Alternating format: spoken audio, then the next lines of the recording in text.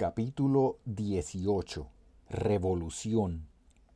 El 28 de octubre de 1950, la revolución puertorriqueña comenzó inadvertidamente con una fuga de presos planificada por el prisionero Pedro Beneham Álvarez y ejecutada por un notorio criminal llamado Correa Coto. Beneham era un veterano. Él hizo todos los arreglos y Correa Coto proveyó la locura. El día del motín, Correa Coto formó una pelea durante un juego de béisbol mañanero en el campo de ejercicio de la penitenciaría estatal de Río Piedras, conocida popularmente como el Presidio o el Oso Blanco. Él se aseguró de que la reyerta se regara hasta el comedor del penal, donde ambos equipos se lanzaron uno al otro, no solo con puños, sino también platos, bandejas y comida. Correa Coto aprovechó el caos para degollar a uno de los guardias penales, quitarle la pistola y las llaves y dirigir el ataque al arsenal de la prisión.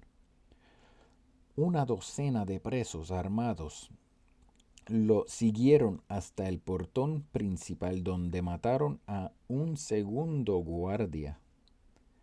Hirieron a 4 más y dispararon a diestra y siniestra hasta que se escaparon de la cárcel.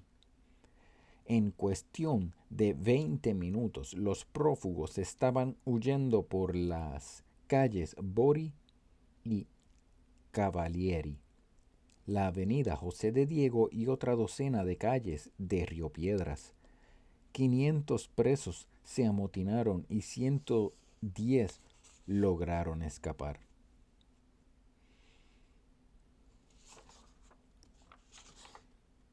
Y se regaron por todos los confines de la isla, como publicó El Imparcial en su primera plana. Motín en el presidio, 110 se fugan tras matar guardias. Fue una movida audaz y poco común. En vez de estar persiguiendo a los nacionalistas, la policía insular tuvo que dedicarse a perseguir a 110 fugitivos por toda la isla. Además, como Correa Coto era un criminal de carrera sin interés alguno en la política, nadie le pudo echar la culpa a los nacionalistas por la fuga presidiaria. Desde el punto de vista de relaciones públicas, luciría demasiado absurdo que arrestaran a Albizu Campos, mientras cientos de asesinos, violadores y ladrones andaban sueltos por todas partes. El juego de ajedrez había comenzado. El gobierno hizo la primera movida. La misma noche del motín, Carcelero, basándose en lo que dijeron informantes confidenciales, la policía insular allanó la casa de Melitón Muñiz Santos, presidente del capítulo de Ponce del Partido Nacionalista. En cuestión de minutos encontraron pistolas y municiones, 22 cócteles Molotov, 69 banderas puertorriqueñas y un retrato de Pedro Albizu Campos, todas violaciones de la ley número 53.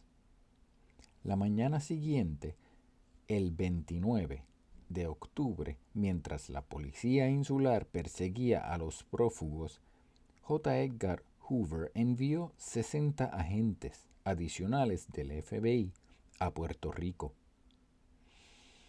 Le exigió al gobernador Muñoz Marín que declarara un estado de ley marcial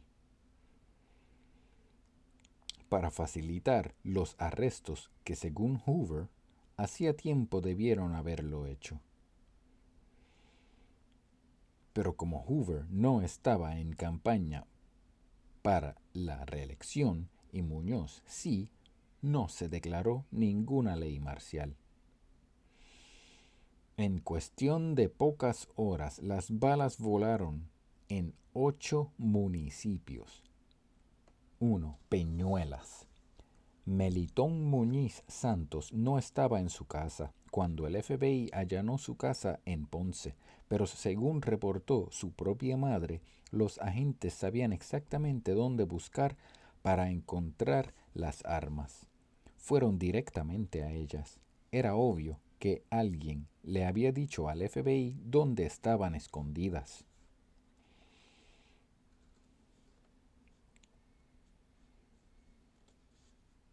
Melitón Muñiz Santos enseguida se dirigió a varios lugares del área de Ponce y pudo relocalizar más de 50 cajones de metralletas, pistolas, municiones y granadas. Las escondió en una finca del barrio Macaná, en el pueblo de Peñuelas, pero no sirvió de nada porque la policía también sabía de este sitio. A eso de las 3 de la mañana, el 30 de octubre, 3 docenas de policías insulares rodearon la finca y atacaron la casa principal. Cuando los recibió una copiosa lluvia de balas nacionalistas, se retiraron y sus vehículos se retiraron a sus vehículos y tirotearon la casa desde lejos durante cerca de una hora. En un momento dado, un joven nacionalista llamado Guillermo González Úbides horrorizó a los combatientes de ambos bandos de la balacera. Abrió una puerta y salió caminando despacio, como si estuviera en un trance hacia la policía. Todos dejaron de disparar. Él no dijo una palabra, simplemente miraba de frente y caminaba. Cuando estuvo a 20 pies de los policías, alzó la mano en que llevaba la pistola. No, gritaron sus compañeros, pero ya era muy tarde. Todas las armas de la policía reaccionaron con disparos y alcanzaron a Guillermo por todos lados. Más de una docena de balas penetraron su cuerpo y su cara aún así. Guillermo se mantuvo en pie y dio otros pasos hacia el frente. Llegó a estar solo 10 pies de los automóviles policíacos. Levantó de nuevo la pistola. Una segunda balacera lo hizo pedazos, pero nadie se movió. Se hizo un silencio total. Solo los coquíes cantaban en un prado cercano. Una vaca asustada mugía en un viejo ranchón. El humo de los rifles se elevó en ondas espirales hacia el cielo.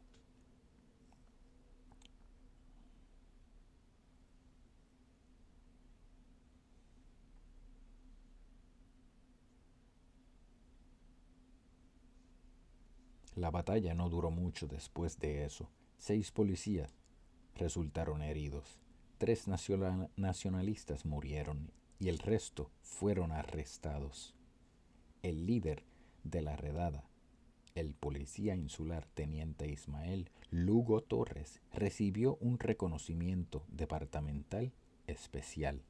2 días después, los campesinos del lugar alegaron que habían visto el fantasma de Guillermo, caminando en círculos, pistola en mano, como patrullando los campos. Jayuya. 8 horas después de la refriega en Peñuelas, en el lugar jayuyano de Blanca Canales, 18 nacionalistas se alinearon ante la bandera puertorriqueña e incendiaron las cabezas mientras Blanca les leyó el solemne juramento que ellos repitieron.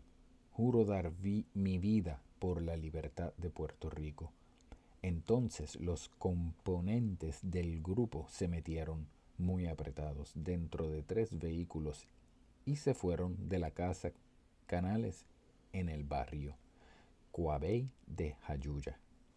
Al mediodía, 2 de los vehículos llegaron al cuartel de la policía de Jayuya y 14 nacionalistas rodearon el edificio. Rindan sus armas y no habrá que derramar ninguna sangre aquí, gritó el líder Carlos Irizarry Rivera. Carlos era un hombre respetado en Jayuya, veterano de la Segunda Guerra Mundial y estudiante de Derecho en la Universidad de Puerto Rico, pero la policía insular le hizo caso omiso y comenzó a disparar. Al primero a quien alcanzaron las balas fue a Carlos. Los tiros se oyeron por todas las calles Figueras y Matei, y los policías se atrincheraron detrás de unos barriles de acero, bloqueando toda entrada al edificio. Un auto de la policía llegó del barrio Mameyes y se posicionó en la calle Torrado, pero en menos de una hora los policías se lanzaron de un balcón. Corrieron hasta la casa parroquial de la iglesia Nuestra Señora de Monserrate y les pidieron asilo a los sacerdotes. A las 1:45 de la tarde, el cuartel de la policía ardía en llamas. El correo se incendió a las 2 de la tarde. El servicio selectivo de Estados Unidos fue tomado poco después, entre las 2:30 y las 3:30 de la tarde. Los nacionalistas sacaron todas las tarjetas de inscripción, los documentos y el equipo de oficina al medio de la calle y allí mismo le pegaron fuego a todo. A las 5 de la tarde, ya Blanca Canales había cortado todas las líneas telefónicas del pueblo. A las 6 de la tarde, una multitud se había congregado en la plaza de recreo. El humo todavía salía del cuartel de la policía cuando Blanca anunció el comienzo de la revolución. Le temblaban las manos, pero Heriberto Marín Torres, uno de los compañeros patriotas, le ayudó a desplegar la bandera puertorriqueña. ¡Que viva Puerto Rico libre!, gritó y levantó la bandera. Pronunció un breve pero apasionado discurso y entonces se le acercó un niñito para decirle que Carlos Irizarry Rivera estaba mal herido. Poco más tarde, Carlos se desangró y murió. Blanca Canales fue arrestada a las afueras de Jayuya esa misma noche, mientras buscaba un médico para Carlos. La policía insular no se atrevió a entrar en el pueblo y le dijo a la prensa que cientos de nacionalistas con ametralladoras habían asaltado el cuartel de la policía. Su cuento fue tan convincente que el 1 de noviembre Estados Unidos envió 10 aviones de guerra Thunderbolt P-47 a Jayuya y bombardearon el pueblo entero. De acuerdo con el periódico Imparcial, los aviones descargaron bombas de 500 libras y ametrallaron el pueblo con balas para perforar armaduras del calibre 50 milímetros. Cada Thunderbolt disparando 1.200 municiones por minuto. De acuerdo con el reportaje de El Imparcial, esta fue la única vez en la historia en que Estados Unidos ha bombardeado a sus propios ciudadanos. Los aviones también ametrallaron las fincas, las siembras de caña, de azúcar y las montañas que rodeaban el pueblo. Cualquiera que saliera de su casa herido o ileso era arrestado inmediatamente. Arrestaron a la gente en las calles, carreteras y en sus propios hogares. El día después del ataque aéreo, el Regimiento 296 de la Guardia Nacional ocupó Jayuya. Llegaban por centenares en camiones de ejército. Los efectivos tomaron por asalto todos los vecindarios y bloquearon todas las avenidas. Casi 4.000 soldados marcharon por las calles de un pueblo que solo tenía 12.000 residentes. Establecieron posiciones estratégicas en las intersecciones y paradas de transporte público. Allanaron las escuelas y arrestaron a la gente al azar. También atacaron la casa de Blanca Canales, aunque adentro no había nadie. En el barrio Coabey y el barrio Mameyes, en la calle San Felipe y la avenida Vicens, las tropas formaron líneas de fuego con ametralladoras, morteros, carabinas y rifles semiautomáticos Garand. Dispararon más de 1.000 rondas de municiones contra una sola montaña y se escondieron en las ruinas de casas bombardeadas para disparar a cualquiera que se acercara. El 3 de noviembre, el ayudante general de la Guardia Nacional, Luis Raúl Esteves, le informó al gobernador de Jayuya que Jayuya había sido pacificada.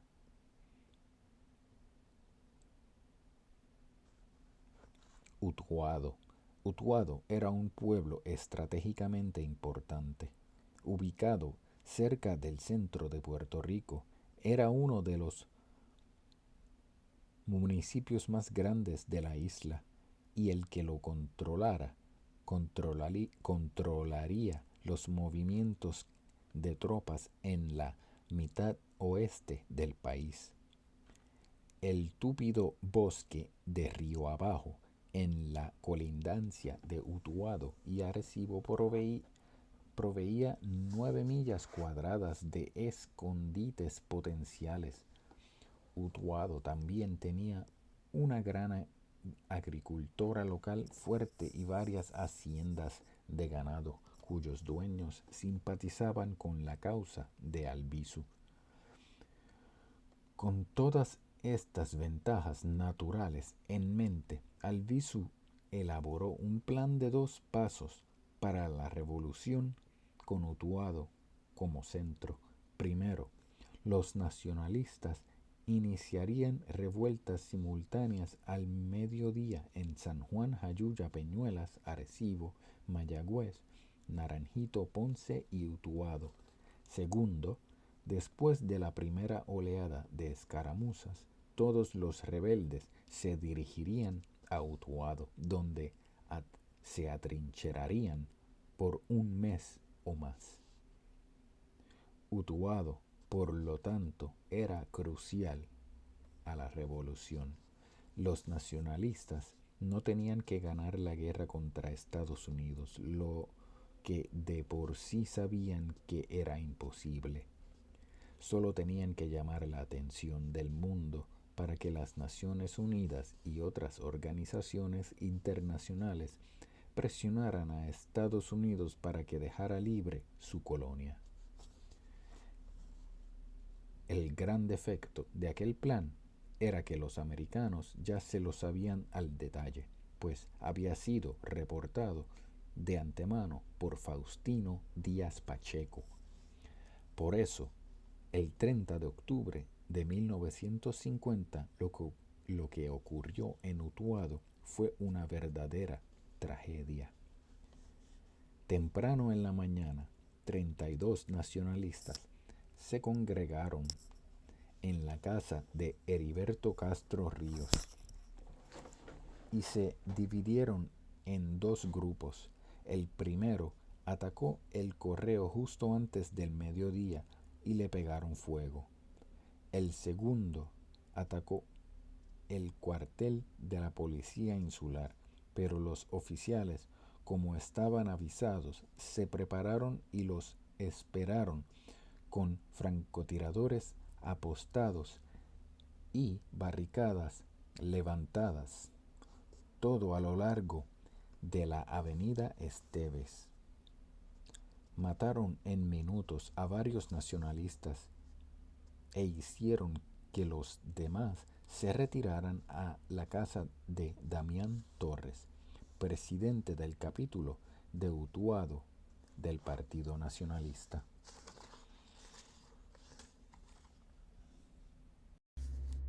¡Ea rayo!, exclamó Antonio González, al ver que los disparos los persiguieron hasta la casa, y no habían cesado casi 2 horas después.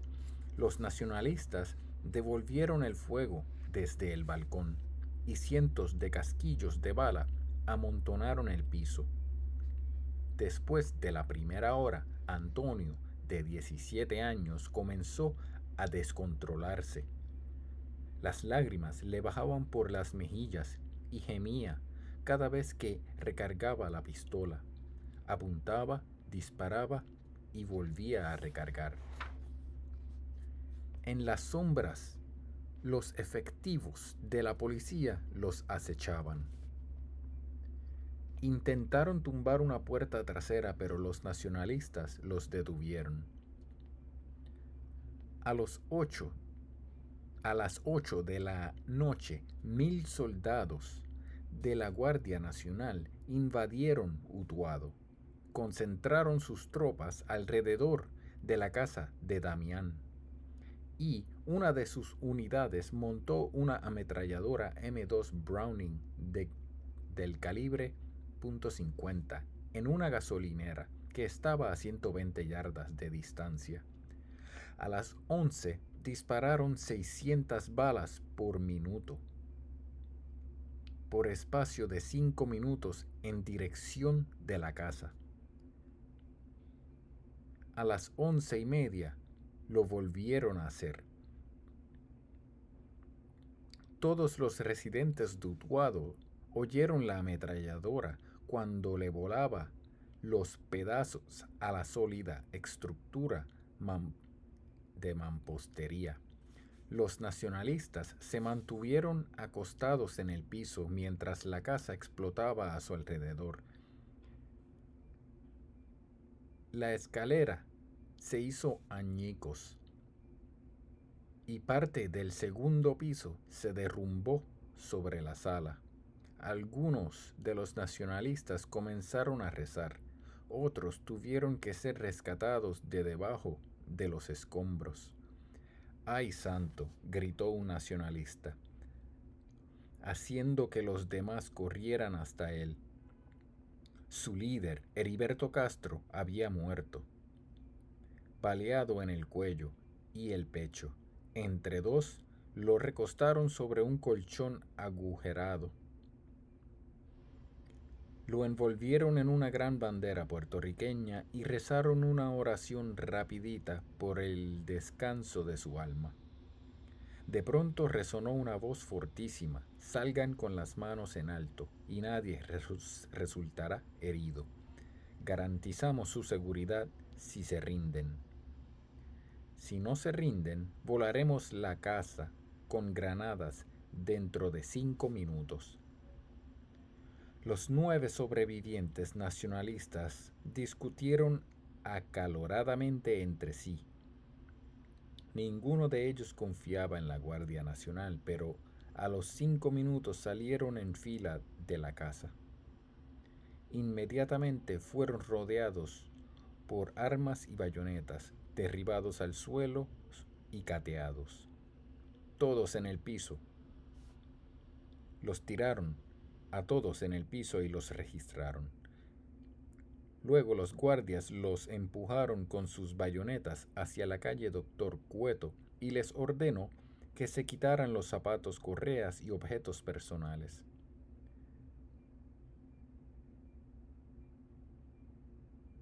Marcharon por la calle casi desnudos, aguantándose los pantalones y soportando la risa burlona de los guardias nacionales que los escoltaban.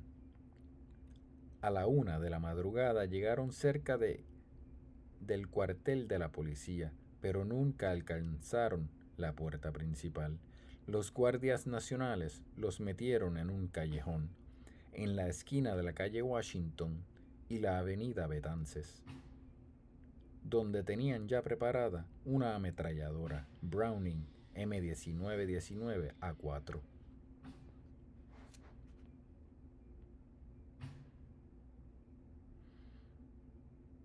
No van a volver a matar policías en su vida, dijo un oficial, y la ametralladora abrió fuego. Todos los nacionalistas cayeron al suelo fusilados. Antonio Ramos murió al instante, baleado por la cabeza y el pecho. Las piernas de Agustín Quiñones Mercado quedaron hechas trizas como si fueran carne molida. La pierna izquierda fue casi completamente cercenada de su cuerpo y quedó colgándole solo de los tendones. Antonio González pidió agua mientras se desangraba. ¿Tú quieres agua?, le preguntó un guardia, y acto seguido le clavó la bayoneta en el pecho. Julio Feliciano Colón murió escribiendo asesinos en el pavimento con su propia sangre. Los soldados lo borraron. La ametralladora les disparó a los hombres por varios minutos. Unas cuantas ventanas y puertas se abrieron a lo largo de Cumbre Alta y algunos civiles les gritaron: asesinos, criminales, estamos viendo lo que hacen. Los guardias nacionales les dispararon por encima de los techos y les gritaron en respuesta que cerraran las puertas y no se metieran en lo que no les importaba. El cuartel de la policía quedaba a menos de 200 pies, pero nadie, ni la policía ni la Guardia Nacional, buscó ayuda médica. Simplemente se quedaron allí mirando a los hombres desangrarse y oyéndolos rogar por agua según se iban deshidratando. 4 horas más tarde, los primeros obreros de la caña salieron de sus casas a trabajar. Al pasar por el lugar de la masacre, vieron los cuerpos de los 9 hombres tirados en la calle dentro del charco de su propia sangre.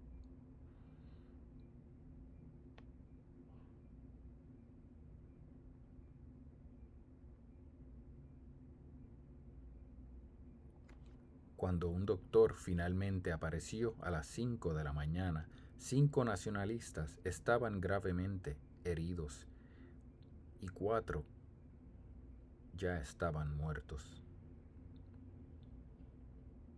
Los cadáveres se dejaron allí mismo, de exhibición y escaramiento, para que el pueblo entero los viera. Por espacio de 5 horas más, hasta las 10 de la mañana, la sangre corrió por las cunetas y los perros realengos husmearon a los muertos, lamiendo sus caras y comiéndose sus intestinos, que se habían derramado por la calle.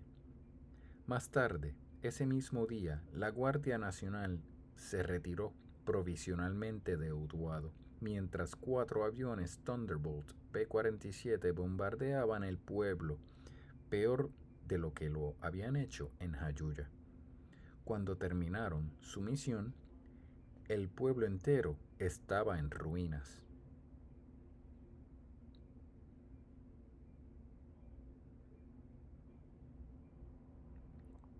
El Imparcial puso en su primera plana un titular de página completa que decía: aviación bombardea en Utuado.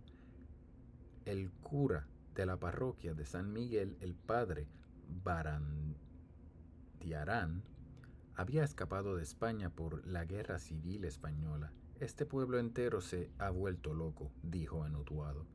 Si yo hubiera sabido esto, me habría quedado en Navarra.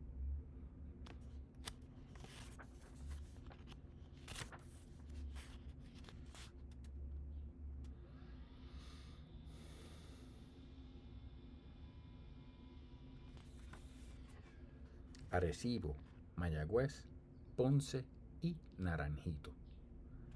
Los levantamientos del 30 de octubre en Arecibo, Mayagüez, Ponce y Naranjito fueron un desastre de desorganización.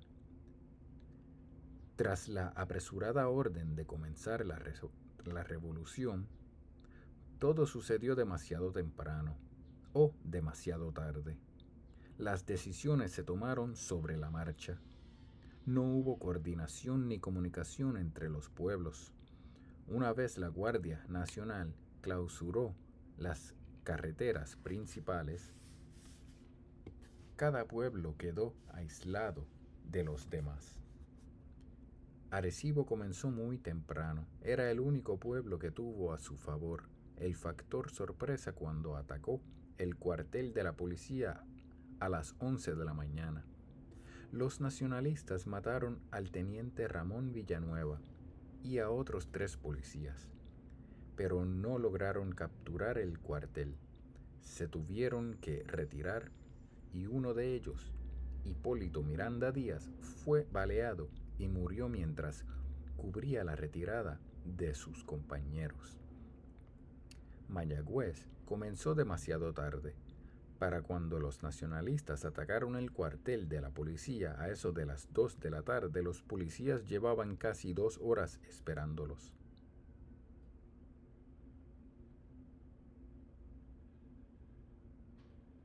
Los nacionalistas tuvieron que retirarse. Al otro día, en el barrio La Quinta, la policía atacó la casa de José Cruzado Ortiz y los nacionalistas huyeron hacia las montañas. En Ponce, un nacionalista trató de incendiar un edificio de la calle Victoria del barrio Segundo y fue arrestado. Otro grupo fue detenido frente a la fábrica de cemento de Ponce. Se desató un tiroteo y el oficial de la policía, Aurelio Miranda, cayó abatido por las balas nacionalistas. La policía también estaba preparada y esperando en Naranjito. Los nacionalistas fracasaron en la toma del cuartel y se internaron en las montañas circundantes.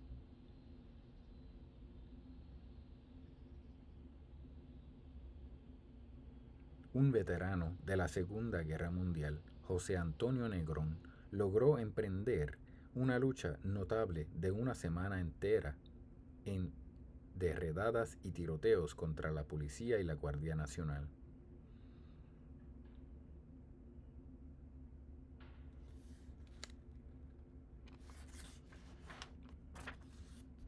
Nin Negrón era un hombre que no bebía, ni jugaba, ni le debía un centavo a nadie. Era un hombre de respeto y altamente estimado por todos sus compueblanos, lo que le ayudó a librar una guerrilla unipersonal contra las fuerzas de ley hasta el 10 de noviembre, sin que nadie lo delatara.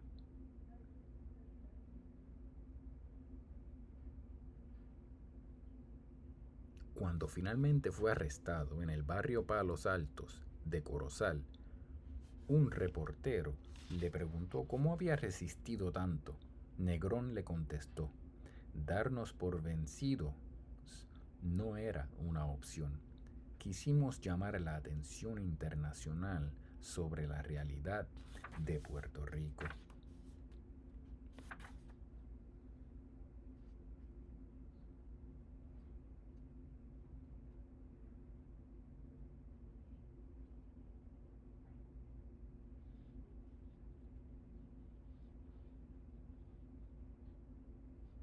Esto fue en Naranjito. San Juan. Un automóvil Plymouth azul modelo 1949 se fue acercando a la mansión del gobernador. Eran las 12 menos 5 de la mañana de un día inusualmente caluroso, el 30 de octubre, y los nacionalistas tomaron la calle Fortaleza con rumbo al oeste. Dondequiera que posaban los ojos en los tejados y en cada esquina, en los balcones y vehículos estacionados, veían la evidencia de la traición de Faustino Díaz Pacheco. Soldados y francotiradores les esperaban a lo largo de todo su camino. Durante los pasados 4 días, el FBI y la policía insular habían arrestado nacionalistas por toda la isla. Sabían exactamente dónde estaban las armas escondidas y quiénes las habían escondido. El mundo se le vino abajo al Partido Nacionalista desde el momento en que Vidal Santiago había gritado: «Faustino es el chota». Con gran pesar, Pedro Albizu Campos se dio cuenta de que Vidal tenía razón y removió a Raimundo de su puesto de comandante en jefe. El jefe militar de la revolución era ahora Tomás López de Victoria, y Raimundo fue excluido de toda planificación y toma de decisiones. Del paradero de Faustino, por supuesto, nadie tenía idea. Raimundo no pudo tolerar la vergüenza. Su propio hermano había convertido a la revolución en un horrendo martirio a lo largo y ancho de Puerto Rico. Ahora solo quedaba una última misión suicida, y Raimundo se sintió obligado a cumplirla. Nadie habló en todo el trayecto. Todos sabían lo que les venía encima. Si por algún milagro llegaban a penetrar el interior de la mansión, correrían hasta las oficinas del segundo piso para encontrar al gobernador y amenazarlo de muerte. Entonces llamarían a todas las agencias noticiosas para reclamar la independencia de Puerto Rico. Matar al gobernador no era la prioridad, aunque estaban preparados para hacerlo si fuere necesario. La mansión ya estaba a solo 1.500 pies de distancia. Un auto de la policía los seguía 200 pies detrás de ellos.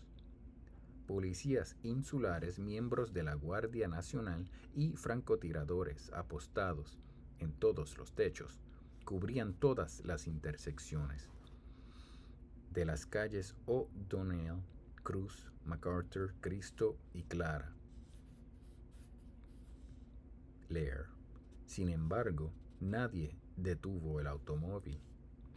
Con cada cuadra que pasaba, se dirigían directamente hacia la trampa que les habían tenido. 2 hombres iban en el asiento del frente y 3 atrás, todos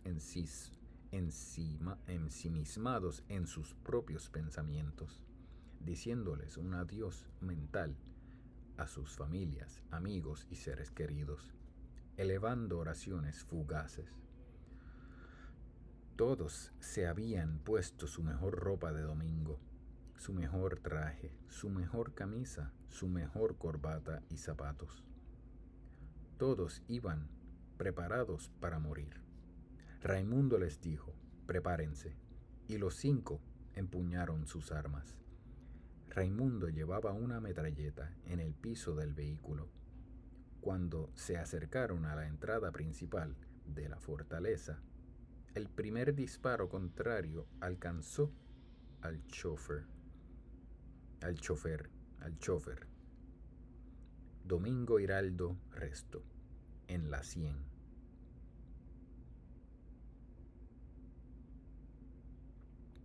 Con el impacto fue lanzado fuera del auto, quedando con la cabeza debajo de la carrocería.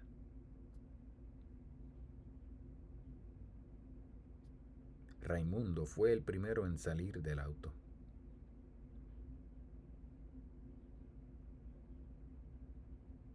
Saltó del asiento delantero disparó su metralleta e hirió a 2 de los guardias. Le disparó entonces a las ventanas del segundo piso y se guareció detrás de una palma. Roberto Acevedo Quiñones saltó de la puerta trasera derecha y disparó en todas las direcciones, corriendo hacia la mansión ejecutiva. Solo alcanzó a cubrir unos 20 pies. Una bala lo detuvo y lo hizo caer boca abajo con tremendo golpetazo en la cabeza. Manuel Torres Medina saltó por la puerta izquierda, giró hacia la derecha y fue abatido tan rápido como Quiñones a menos de 10 pies del automóvil. Desde el techo de la mansión, el detective Carmelo Dávila apuntó cuidadosamente con su carabina y disparó solo una vez. Raimundo cayó muerto al instante bajo el candente sol, el pie de la espléndida palmera. El conductor, Domingo Hiraldo, aunque herido en la sien, logró arrastrarse hasta la mansión y se recostó contra uno de sus muros. Los policías lo creyeron muerto, pero se le acercaron con armas en mano para asegurarse. «Ya estoy muerto, no me disparen más, por favor», les suplicó Hiraldo, y ellos lo acribillaron allí mismo.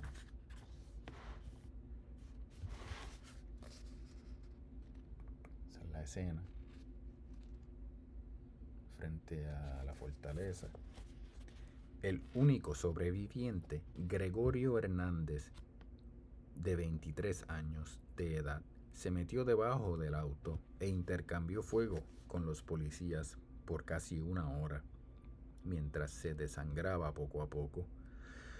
Cuando por fin perdió el conocimiento, lo sacaron por los pies de debajo del auto. Tenía 19 heridas de bala y 5 balas todavía dentro de su cuerpo.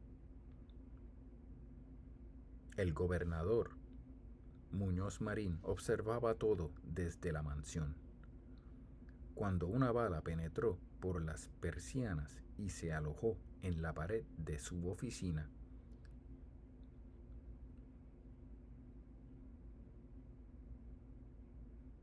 salió corriendo por el lado de su comisionado de justicia y se atrincheró en un cuarto interior, desde donde llamó con urgencia al general de brigada Edwin L. Siebert y exigió que enviara un batallón de la Guardia Nacional a combatir a los 5 nacionalistas. Siebert le recordó al gobernador que había sido él mismo quien no quiso declarar a la ley marcial en la isla, y Muñoz le ripostó: «Pues la estoy declarando ahora». Poco después, esa misma tarde, un fotógrafo captó la escena en una foto panorámica desde un ángulo superior. 2 muertos yacen al sol. Nadie les presta atención. La policía y el FBI conversan, toman notas, comparten opiniones, fuman cigarrillos y matan el tiempo.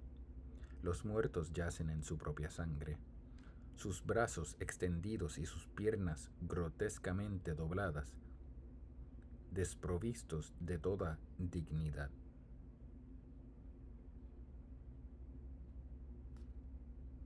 Como juguetes rotos bajo el sol caliente.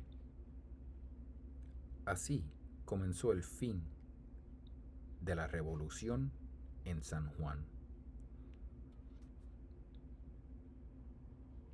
A menos de 6 cuadras de distancias, en el número 156 de la calle Sol, docenas de policías y guardias nacionales habían rodeado el apartamento de don Pedro. Se apostaron en todas las esquinas, detrás de los automóviles y en los techos aledaños. Montaron 2 ametralladoras Browning del calibre 50 en lados opuestos de la calle, ubicando el balcón de Albizu en el puro cruce de un fuego mortal. Efraín López, Corchado Intentó llegar hasta el apartamento de don Pedro y fue abatido en la puerta.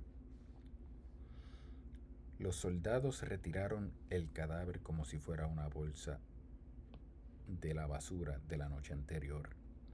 Poco después de las 5 de la tarde, Albizu se asomó por las persianas y notó cómo aumentaba la potencia armada abajo en la calle.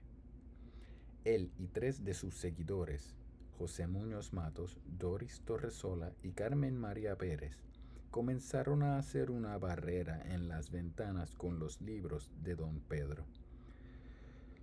Cuando ya alcanzaba unos 4 pies de altura, se oyó la voz de un oficial por megáfono. Pedro Albizu Campos, usted está bajo arresto. ¿Se rendirá pacíficamente?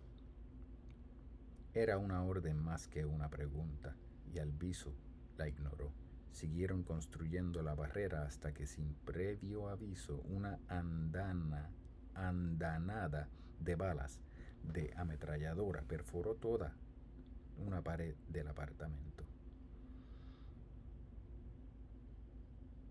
Las cortinas se hicieron trizas y los ocupantes de la sala se lanzaron al piso mientras las balas penetraban las paredes, destruyendo todo lo que tocaban. Los libros volaron y una mesa se rajó en 2. Cuando la ráfaga de tiros cesó, Doris yacía en el piso con un tiro en la garganta. Don Pedro le apretó una toalla contra la herida, pero la hemorragia no paraba. Por petición de don Pedro, José y Carmen cargaron a Doris hasta la calle, donde los 3 fueron arrestados en el acto. En la confusión del momento, por cosas del destino, un nacionalista llamado Álvaro Rivera Walker logró subir al apartamento. Había sido cadete de la República y visitaba ocasionalmente a don Pedro. El viejo le tenía confianza. Lo dejó entrar y le entregó una pistola. Durante las siguientes horas vigilaron la ventana y la puerta.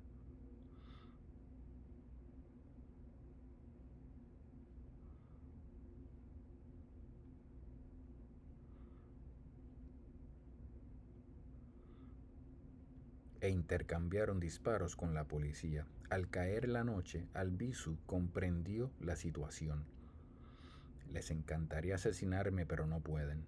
¿Por qué? Porque necesitan un prisionero, no un mártir. La luz y el agua les habían sido cortadas, pero don Pedro tenía 2 galones de agua y unas latas de sardina. Durmieron por ratitos esa noche. A cada rato un disparo suelto alcanzaba el área de la ventana. Temprano en la mañana, el jefe de la policía, Salvador T. Roig, se encontraba sentado dentro de un carro blindado y desde allí, a través de un megáfono, solicitó una conferencia pacífica.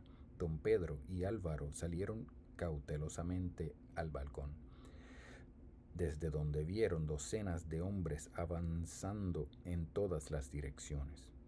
A pesar de esto, Roig les aseguró que no corrían peligro. ¿Quién de ustedes tiroteó mi ventana toda la noche? Cuando nadie respondió, don Pedro se dirigió a la prensa. ¿Reportaron la muerte de Efraín López? Nadie contestó. ¿Dónde está Doris Torresola? Tampoco hubo respuesta. Don Pedro notó que un camión de la basura de la ciudad bloqueaba la calle Sol. Miró hacia la derecha y vio a otro camión de la basura en medio de la calle.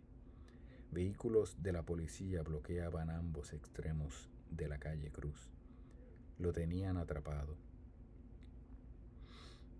La encerrona era una verdadera zona para matar. Habían vehículos militares y policíacos por todas partes, soldados y policías y detectives agachados detrás de los vehículos. Habían instalado reflectores, montado ametralladoras y bazucas, escondido francotiradores en los techos, y vehículos blindados esperaban en el perímetro. Esto era un asalto a gran escala, una escena sacada de la Segunda Guerra Mundial. Don Pedro movió la cabeza en señal de disgusto y salió del balcón. Durante el resto del día miraba ocasionalmente por la ventana y Álvaro vigilaba la puerta, mientras Salvador T. Roig esperaba. El tiempo estaba de su lado. En un momento dado hizo que alguien lanzara al balcón de don Pedro los periódicos que enumeraban todos los arrestos y los muertos nacionalistas de los pasados 2 días. Don Pedro los leyó cuidadosamente sin pronunciar una palabra. Notó el comentario del presidente Harry Truman menospreciando la revolución como un incidente entre puertorriqueños. Esa noche conversó largamente con su único acompañante. Habló de Vidal, de la barbería y del rumor de que había sido secuestrado. Habló de religión y de lo difícil que era cambiar el destino, tanto de las personas como de naciones enteras. Entonces hizo una pregunta extraña. Álvaro, ¿seremos acaso invisibles? Explicó que parecía como si ellos dos solo existieran uno para el otro en su propia isla, pero que nadie más los oía ni los veía. Álvaro le respondió, Dios nos ve. Al otro día, el 1 de noviembre de 1950, 2 arrojados puertorriqueños trataron de asesinar al presidente Harry Truman para probarle al mundo que la revolución no era solo un incidente entre puertorriqueños, sino más bien una guerra entre 2 naciones. Llegaron tan lejos y arriesgaron tanto para ser vistos y oídos. Unas horas después del atentado en Washington, la Guardia Nacional atacó el apartamento de don Pedro con gases lacrimógenos. El FBI irrumpió en él y la policía insular lo puso bajo arresto. Washington, D.C. A las 2:20 de la tarde del 1 de noviembre, el presidente Harry S. Truman estaba tomando una siesta en calzoncillos.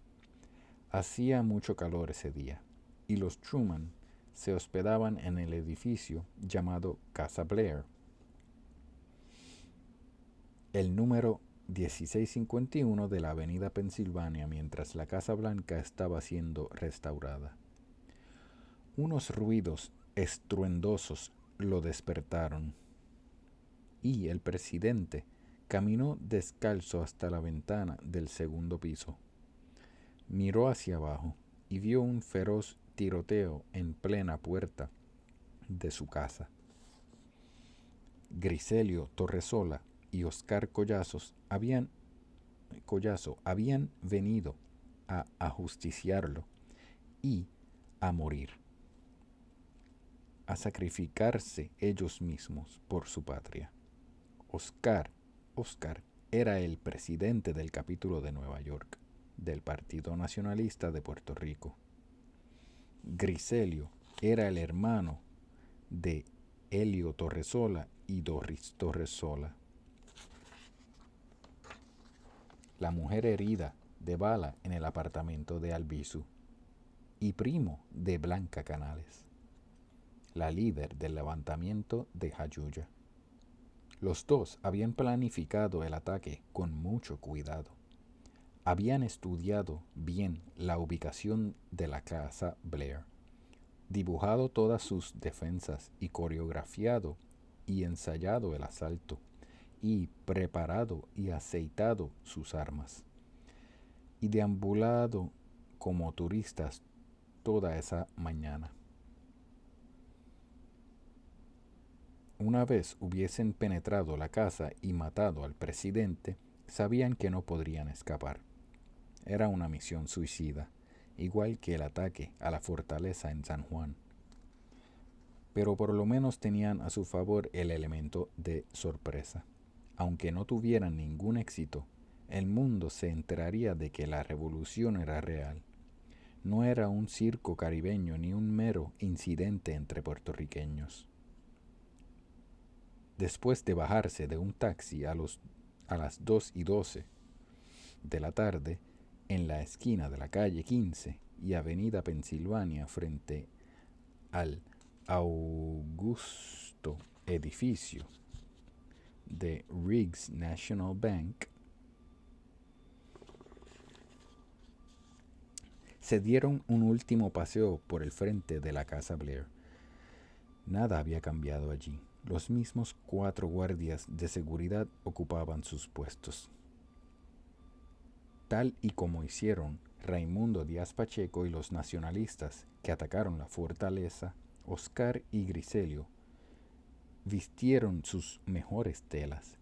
Griselio llevaba un traje gris, zapatos negros y un sombrero marrón. Oscar se puso un traje de rayitas como un banquero, zapatos de color marrón y un pañuelito en el bolsillo del saco. Los hombres se acercaron a la casa Blair desde direcciones opuestas, cargando una pistola Walther P-38, una Luger y 69 balas. Se suponía que Oscar disparara primero, pero su pistola se trancó. La golpeó contra su pecho y finalmente disparó.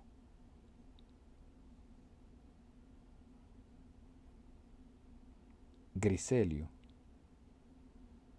hirió a uno de los guardias y corrió hacia la puerta de la casa Blair. Nadie tuvo tiempo ni de pensar. Más de 100 tiros sonaron. Truman se asomó por una ventana y Griselio, a solo 31 pies de distancia, lo vio y recargó su Luger. En 3 o 4 segundos tendría una gran probabilidad de pegarle un tiro al presidente. Pero Griselio nunca llegó a disparar. Una bala le traspasó la cabeza, esparciendo los pedazos de su cerebro cuando cayó abatido encima de unos arbustos. El guardia herido, Leslie Caulfield, falleció. Oscar recibió múltiples disparos y cayó sobre la acera con 3 chorros de sangre bajándole por el rostro. Al otro día, casi todos los periódicos estadounidenses escribieron sobre el atentado. Mostraron diagramas del tiroteo. Algunos lo llamaron el tiroteo más grande del servicio secreto en la historia de Estados Unidos. Y la primera conspiración para asesinar a un presidente desde que Booth mató a Lincoln. Muchos llamaron a Oscar y a Griselio terroristas y desesperados. La plana mayor de The Washington Post tronó con lo siguiente: asesino abatido, otro dispara a la puerta de Truman. Terroristas puertorriqueños matan guardia, hieren 2. El presidente ve batalla desde su ventana.